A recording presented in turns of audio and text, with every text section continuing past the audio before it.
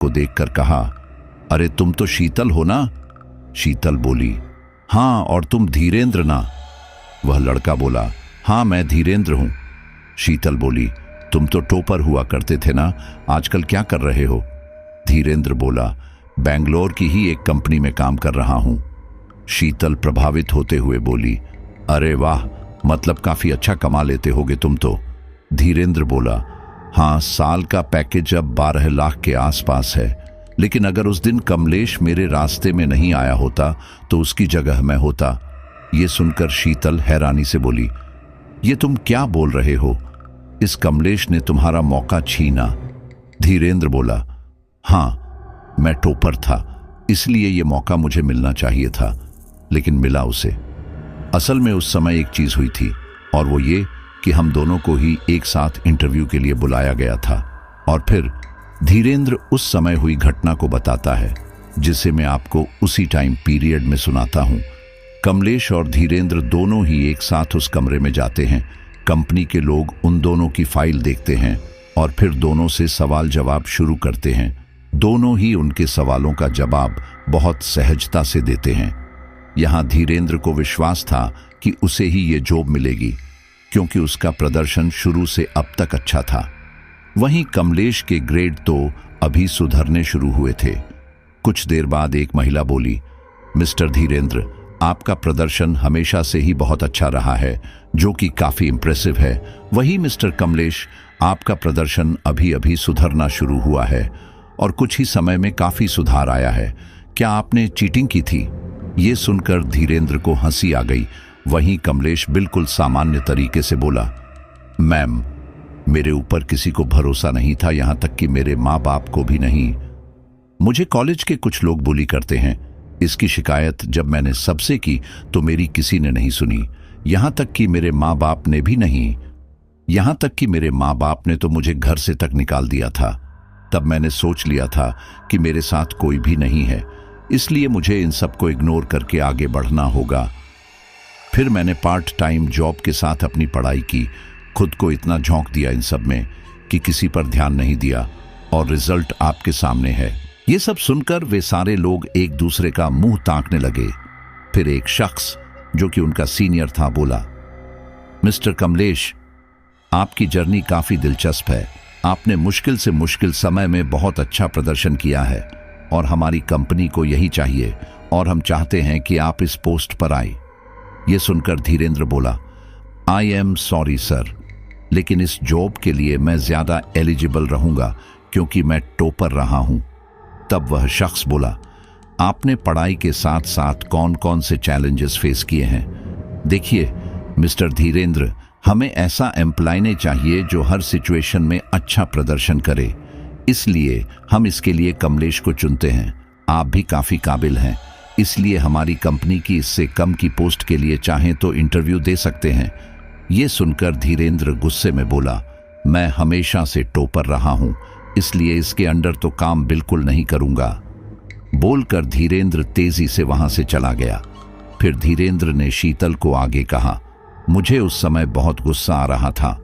फिर बाद में मैंने दूसरी कंपनी के लिए इंटरव्यू दिया और उसमें सिलेक्ट हो गया, लेकिन इतनी अच्छी सैलरी नहीं थी उसमें। आज अगर मैं उस कंपनी में होता तो बहुत आगे निकल जाता।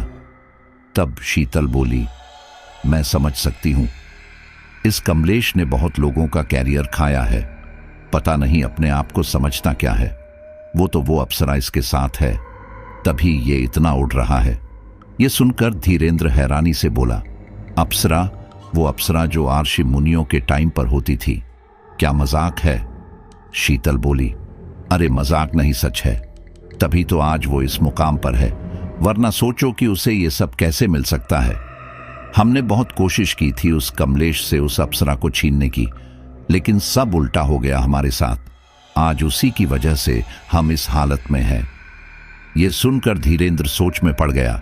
फिर कुछ देर बाद वो बोला, इस कमलेश ने मेरा मौका छीन लिया और मैं इसे इतनी आसानी से तो जाने नहीं दूंगा। शीतल बोली, अरे तुम अकेले कर ही क्या लोगे, और हमने क्या कर लिया? बेहतर यही होगा कि उससे दूर रहो और अपने काम में ही फोकस करो। धीरेंद्र ने इस पर कुछ नहीं कहा, लेकिन अब वो कमलेश से बदला लेना चाहता था और उसके लिए उसके दिमाग में एक योजना आई। कमलेश वहीं खड़ा था कि तभी धीरेंद्र उसके पास आया और बोला, तुमने सच में कमाल कर दिया कमलेश, आज तुम कहां से कहां पहुंच गए, इसका राज क्या है? कमलेश बोला, राज कुछ नहीं है, बस मेहनत करते रहो, सब मिल जाएगा। वैसे रात बहुत हो चुकी है, इसलिए अब मैं चलता हूं। बोलकर कमलेश वहां से चला गया। ये देखकर धीरेंद्र मन ही मन बड़बड़ाने लगा। ये चाहता है कि इसके अलावा कोई आगे ना बढ़ पाए, इसलिए मुझे बता नहीं रहा। लेकिन कोई बात नहीं, मैं इंटरनेट पर से इस बारे में पता करूंगा और फिर मैं भी अप्सरा को साध लूंगा। अगर इस जैसा इंसान ये कर सकता है तो मैं क्यों नहीं। ये सोचकर धीरेंद्र वापस घर आ गया और अब वो इस बारे में इंटरनेट पर से जानकारी इकट्ठी करने लगा। पूरी रात उसने ये सब किया और फिर उसने इस जानकारी के आधार पर अप्सरा साधना करने का सोचा। साधना में बताए गए तरीके से उसने साधना करना शुरू की, लेकिन यहां धीरेंद्र ने यह सबसे बड़ी गलती कर दी थी। वहीं दूसरी तरफ अगले दिन कमलेश भी वापस जाने की तैयारी करने लगा था। जाने से पहले उसने सोचा कि एक बार घर वालों से मिल लिया जाए। यही सोचकर कमलेश घर आया। यहां उसने सुना उसकी मां उसके पिता से बोल रही थी, मैं कुछ नहीं जानती, बस आप कमलेश से इस बारे में बात कीजिए, वो हमारा बेटा है और मैंने लड़की वालों को जुबान दी है। उसके पिता बोले, और इसकी एवज में कितना दहेज लेने की डिमांड की है? उसकी मां बोली, इससे आपको क्या, हमने उसे पाल पोस कर इतना बड़ा किया है, पढ़ाया लिखाया है, तो थोड़ा दहेज ले लिया तो क्या गलत किया? ये सब क्या मैं अपने लिए कर रही हूं? उसके पिता बोले, हमने उसे पढ़ा लिखा कर कोई एहसान नहीं किया, बल्कि अपना फर्ज अदा किया है। हमारी औलाद है वो। हमारे तुम्हारे माँ बाप ने भी एहसान दिखाने के लिए हमें पाल पोस कर बड़ा नहीं किया। कमलेश का बड़ा भाई बोला, माँ गलत क्या बोल रही है? वो इतना कमाता है और उसे इतना पढ़ाने लिखाने के बावजूद वो महीने के 40,000 हमें देकर अपनी जिम्मेदारी से मुक्त हो जाता है।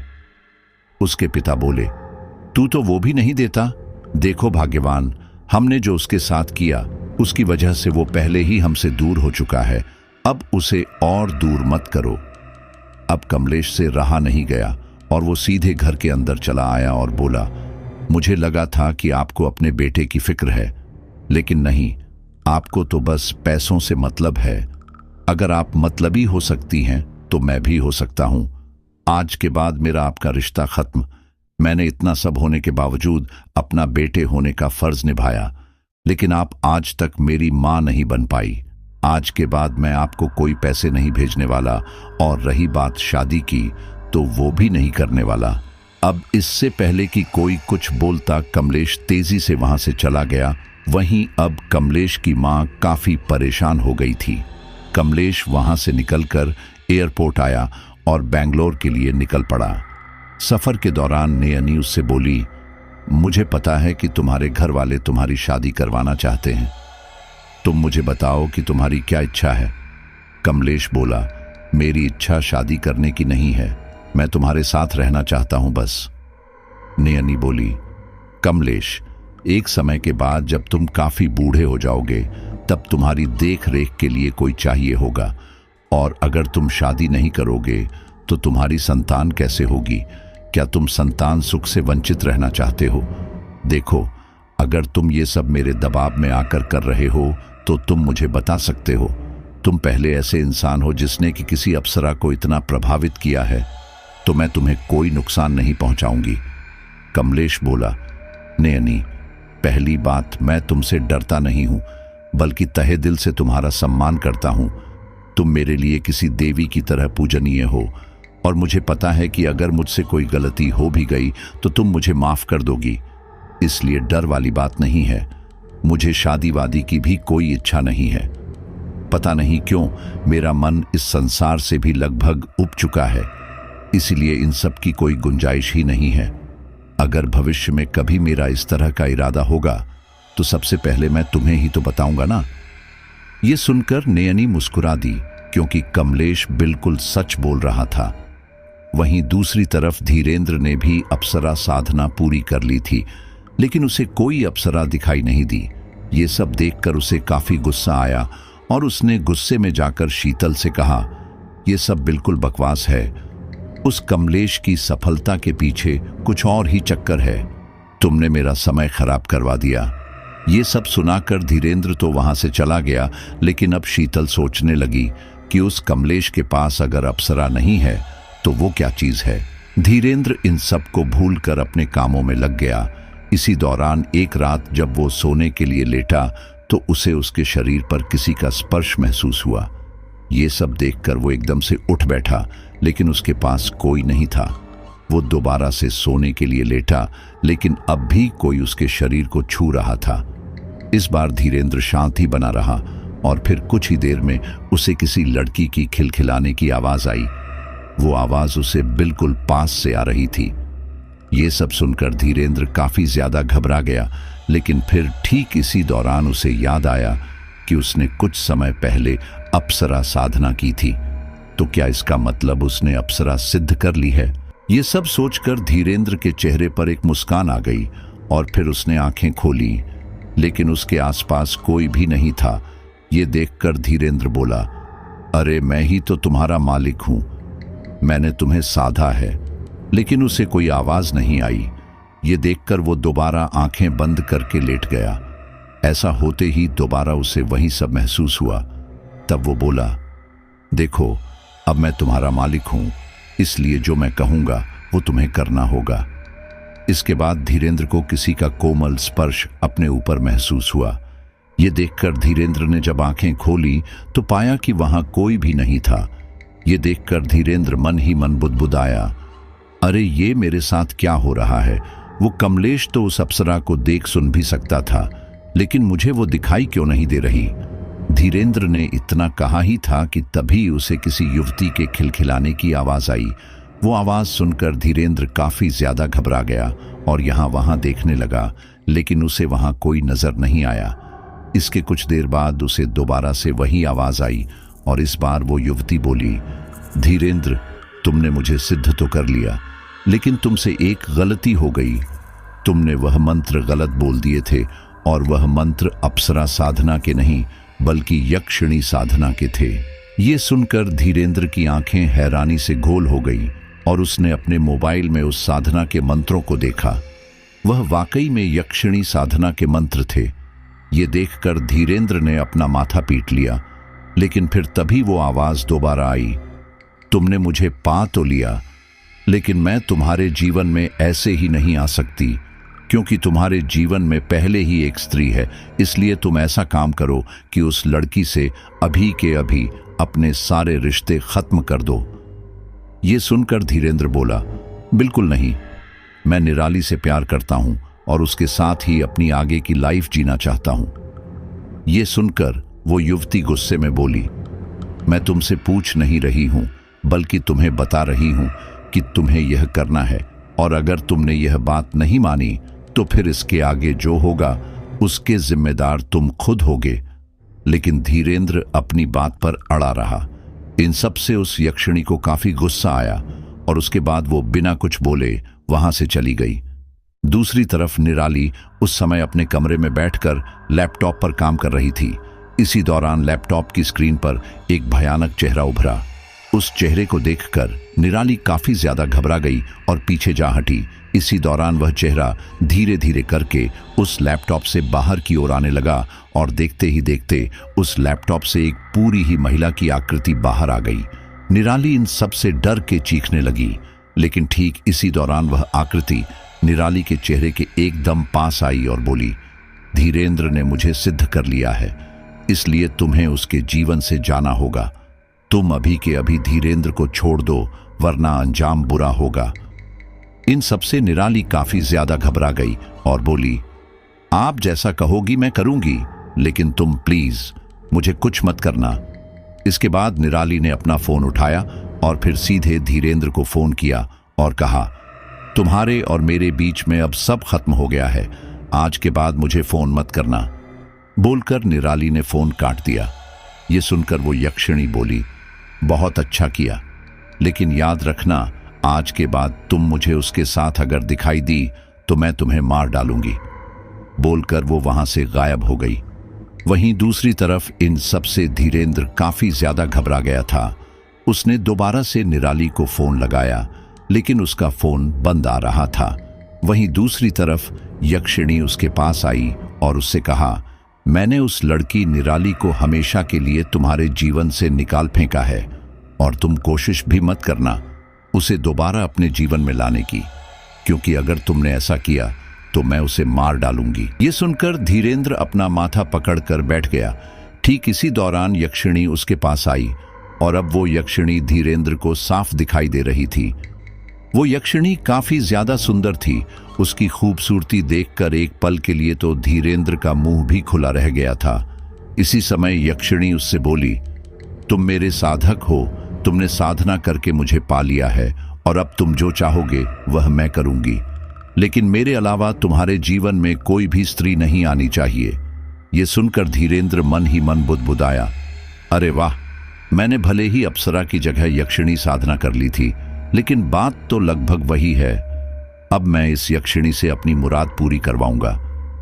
उसके बाद धीरेंद्र बोला, मुझे 50 लाख रुपए चाहिए, क्या तुम मुझे वो दे सकती हो? यक्षिणी बोली, क्यों नहीं, मेरे लिए कुछ भी नामुमकिन नहीं है। उसके बाद वो यक्षिणी वहां से गायब हो गई। धीरेंद्र ने उसका काफी इंतजार किया, लेकिन वह वापस नहीं आई। उसका इंतजार कर करके धीरेंद्र इतना ज्यादा परेशान हो गया कि वह बुदबुदाने लगा, मेरे लिए कुछ भी नामुमकिन नहीं है। बोल तो ऐसे रही थी जैसे कि ना जाने क्या कर सकती है, लेकिन वो तो सच्ची में किसी काम की नहीं है। अब पता नहीं कहां चली गई। निराली से भी मेरा ब्रेकअप करवा दिया। मन ही मन यही सब बुदबुदाते हुए और उस यक्षिणी को कोसते हुए धीरेंद्र सो गया। अगली सुबह किसी के कोमल स्पर्श चेहरे पर पड़ने से धीरेंद्र उठ बैठा। उठते ही उसने पाया कि वह यक्षिणी उसके एकदम पास बैठी थी। उसे देखकर धीरेंद्र बोला, तुम बोल तो बहुत रही थी, लेकिन अभी तक तो मेरे पास कोई पैसे नहीं है। ऊपर से तुम भी पता नहीं कहां चली गई थी और उसके ऊपर से तुमने मेरा ब्रेकअप भी करवा दिया। अगर तुम किसी काम की नहीं हो तो प्लीज तुम वापस चली जाओ, मुझे तुम नहीं चाहिए। ये सुनकर वो यक्षिणी बोली, तुम्हें जो चाहिए वह तुम्हें मिल जाएगा, तुम उसकी चिंता मत करो। अब इससे पहले कि धीरेंद्र कुछ समझ पाता, उसका मोबाइल बजने लगा। उसने जब वह फोन देखा तो उसने पाया कि वह फोन उसके घर से था। उसने जब फोन उठाया तो दूसरी तरफ से उसकी मां के रोने की आवाज आई। वो रोते हुए उससे बोली, बेटा तू जल्दी घर आ जा, तेरे चाचा जी का आज सुबह देहांत हो गया। ये सुनकर धीरेंद्र के पैरों तले जमीन ही खिसक गई थी।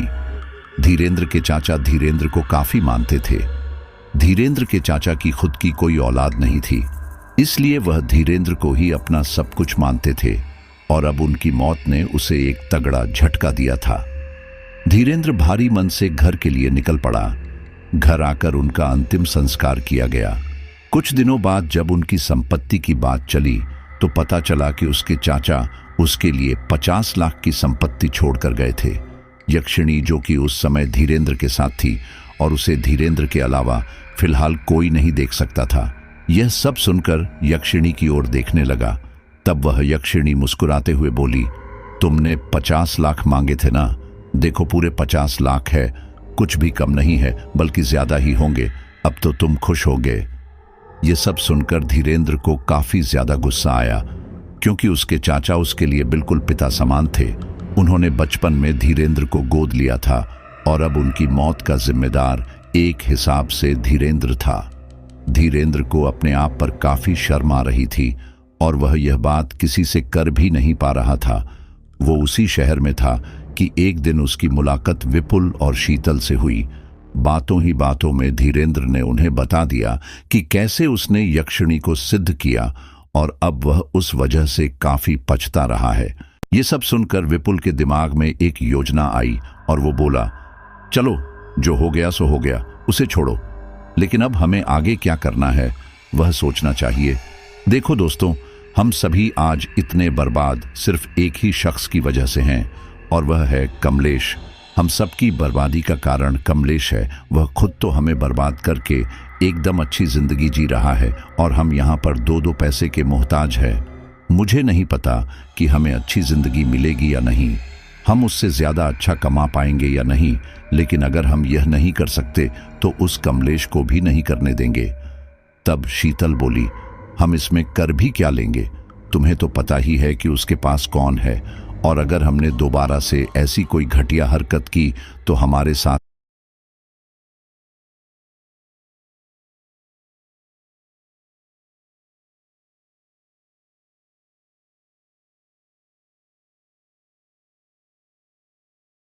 क्या होगा उसका अंजाम भी तुम्हें पता है। इसलिए फिलहाल जो भी जिंदगी हम जी रहे हैं, कम से कम जी तो रहे हैं, इसलिए ज्यादा इस बारे में सोचो मत। विपुल बोला। तब बात कुछ और थी शीतल, और अब बात कुछ और है। तब हमारे पास ज्यादा शक्तियां नहीं थी, लेकिन आज धीरेंद्र के पास यक्षिणी है। हम सबको मिलकर एक बहुत बड़ा प्लान बनाना पड़ेगा और उसमें उस कमलेश को फंसाना पड़ेगा, और एक बार कमलेश हमारे जाल में फंस गया, उसके बाद तो बस हमारा काम हो गया। धीरेंद्र बोला, लेकिन हम करेंगे क्या, वह तो बताओ।